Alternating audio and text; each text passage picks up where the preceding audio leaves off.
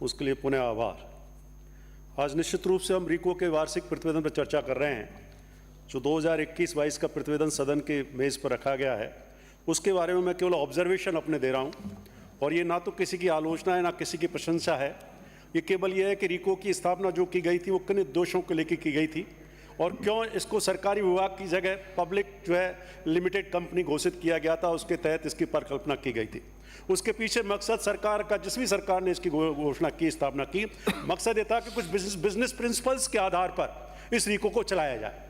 और वो business principles के आधार पर रीको को ना चला करके, मैं पहला जो ऑब्जर्वेशन है कि इसमें जो चेयरमैन एंड एमडी और जो चेयरमैन की जो पोस्टिंग की जाती है उसका टर्नओवर बहुत कम होता है, because IAS officers they were appointed as a chairman या CMD, और उनका जो टर्नओवर होता है वो 6 महीने, साल भर, 1.5 साल, और जैसे ही परिवर्तन हर साल 2 साल में ट्रांसफर हो जाता है। तो बेसिक किसी भी कॉर्पोरेट एंटरप्राइजेस की पहली आवश्यकता है कि जो भी टॉप मैनेजमेंट हो उसका मिनिमम टर्म जो है निर्धारित किया जाए। तो मैं माननीय मंत्री जी को मैं निवेदन करना चाहूँगा आपके माध्यम से इस चीज़ पर विचार करें और कम से कम जिसको भी लगाएं उसका एक मिनिमम 3 इयर्स का टर्म उस एक चेयरमैन के रूप में और MD को। इसमें मेरा दूसरा सबमिशन और है, जब MD एक प्रशासक होता है तो चेयरमैन क्यों नहीं मंत्री हो सकता?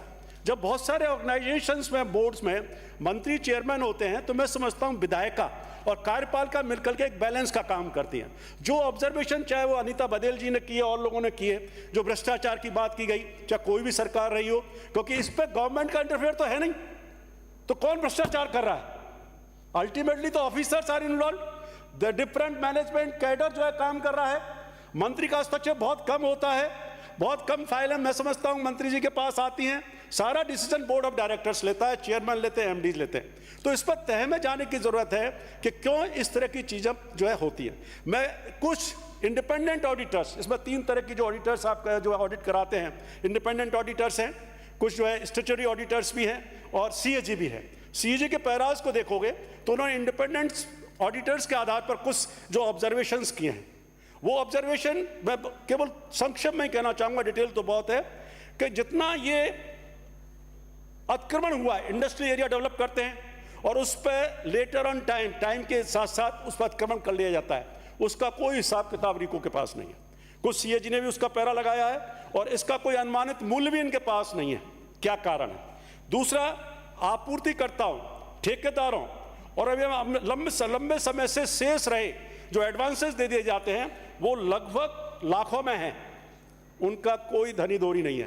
क्या कार्रवाई की जा रही है इस पर? कोई, मैं समझता हूं मंत्री जी इसका अब तो नहीं मैं चाहूंगा कि जवाब दें, लेकिन इस पर क्वेरी कर लें कि भाई जिनके खिलाफ मतलब वर्षों से एडवांस पड़े हुए हैं उनका नहीं हो रहा है। इसी तरह से जो ठेकेदार हैं, आपूर्तिकर्ता हैं, उनके पास करोड़ों के एडवांस अभी भी चल रहे हैं, उनकी वसूली नहीं हो पा रही है, इसको भी देखें। और एक जो ऑब्जर्वेशन मैं देना चाहूंगा, जो सब्सिडरी कंपनी है रीको की, सहयोगी कंपनियां, मुझे ताज्जुब हुआ पढ़ करके उस रिपोर्ट को, आज भी उनका जो भी इन्वेस्टमेंट करती है रीको उस सब्सिडरी कंपनी में, या जो भी लोन देती है या शेयर इन्वेस्ट करती है, वो अनऑडिटेड अकाउंट्स होते हैं उनके, चाहे वो रील हो चाहे दूसरी कंपनियां हैं। अगर मैं गलत हूं तो मंत्री जी बता देंगे कि ऐसा है क्या। मेरे को ताज्जुब हो रहा है कि कोई भी public limited company subsidiary company में इन्वेस्ट कर रही है या शेयर्स में इन्वेस्ट कर रही है और उसके आधार पर इवैल्यूएशन कर रही है कि उन ऑडिटेड अकाउंट्स नहीं है, अभी भी अनऑडिटेड अकाउंट्स के ऊपर काम हो रहा है। तो मैं ज़्यादा समय न लेते हुए कहना चाहूँगा कि ये जो हम चर्चा कर रहे हैं, बहुत सारे माननीय सदस्यों ने बड़ी अच्छी बात की है, ये कन्फाइन होना चाहिए डिस्कशन केवल इस प्रतिवेदन के ऊपर। क्या ऑब्जर्वेशन ऑडिटर्स ने लगाए, उनकी वर्किंग क्या रही, उनमें क्या एफिशिएंसी हम डेवलप कर सकते हैं। और मैं 2 सुझाव और देना चाहूँगा माननीय मंत्री को कि औद्योगिक क्षेत्रों का जो डेवलपमेंट कर दिया जाता है, आप एक डाटा निकलवा लीजिएगा माननीय मंत्री जी महोदय, कितने चेयरमैन्स ने, MDs ने कितने इंडस्ट्री एरियाज के दौरे किए और कभी कोई रिपोर्ट आपको सबमिट की गई, किसी भी मंत्री को सबमिट की गई कि हमने इतनी इंडस्ट्री एरिया डेवलप किए या इंफ्रास्ट्रक्चर जब डेवलप करते हैं तो उसकी कोई DPR भी मुझे लगता नहीं कोई, क्योंकि कई बार हम जानते हैं कि पॉलिटिकल तरीके से भी इंडस्ट्री एरिया डेवलप कर दिए जाते हैं या डिक्लेयर कर दिए जाते हैं और इसी की वजह से वर्षों तक नहीं हो पाते। तो क्या DPR के बेसिस पर जो इंफ्रास्ट्रक्चर पैरामीटर है, कोई भी इंडस्ट्री एरिया डेवलप करने से पहले क्या क्या बेसिक एमिनिटीज सरकार रीको बनाएगी, इसका कुछ भी नहीं है। आज भी मैं भरतपुर का उदाहरण लेना चाहूंगा, ब्रज औद्योगिक क्षेत्र है, और नया औद्योगिक क्षेत्र है। आज वो भी कितना वर्षों पुराना एक इंडस्ट्रियल सिटी रहा है भरतपुर, बड़ी बड़ी फैक्ट्रियां रही हैं। बाबू राज बहादुर जी उद्योग मंत्री, केंद्रीय मंत्री रहा करते, तब का डेवलपमेंट। आज भी वहाँ कोई भी बेसिक कम्युनिटीज़ के नाम पर आज भी नालियाँ नहीं है, अगर आप देखेंगे पार्क्स नहीं है। और दूसरी चीज़ कहना चाहूँगा, भविष्य में जब भी इंडस्ट्री एरिया डेवलप करें तो बेसिक कम्युनिटीज़, स्कूल्स, हॉस्पिटल्स ये भी ज़रूरी हैं। अगर आप चाहते हैं, अगर सिटीज़ की आप इंडस्ट्रीज़ की आप एरिया की स्टडी कर लें तो नियर बाई जब तक ये फैसिलिटीज़ आप वहाँ के रहने वाले लोगों के लिए, लेबर्स के लिए, एम्प्लॉयज़ के लिए नहीं देंगे, तब तक वहाँ लोग नहीं जा पाएंगे और वो इंडस्ट्री एरिया डेवलप नहीं हो पाएंगे। एक लास्ट में और कहना चाहूँगा, फिर मैं पुनः कह रहा हूँ कि साथ साथ, क्योंकि रीको जमीन आवंटन कर देती है और लेटर ऑन वो शहर डेवलप हो जाते हैं और बहुत सारा भ्रष्टाचार होता है डिवीजन ऑफ प्लॉट्स का, और बहुत सारी स्टडी हुई हैं।